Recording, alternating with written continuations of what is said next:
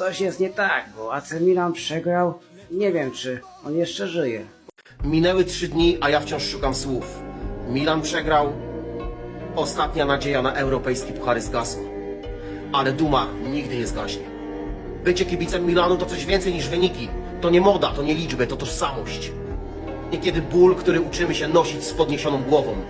My, kibice Milanu, jesteśmy niezłamywalni, bo napędzają nas marzenia. Nas się nie da kupić. Kiedy inni znikają w cieniu porażki, my zostajemy.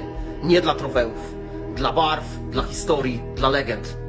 Dla tych chwil, które przyjdą, kiedy już nikt nie będzie wierzył. Ja wracam, bo Milan to nie tylko klub, to my, rossoneri, na dobre i na złe, siempre Milan.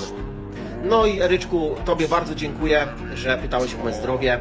Bardzo ciężko było mi odpowiedzieć na Twoją głosówkę na Instagramie, ale jak widać wróciłem, jestem. Życzę Wam wspaniałego weekendu.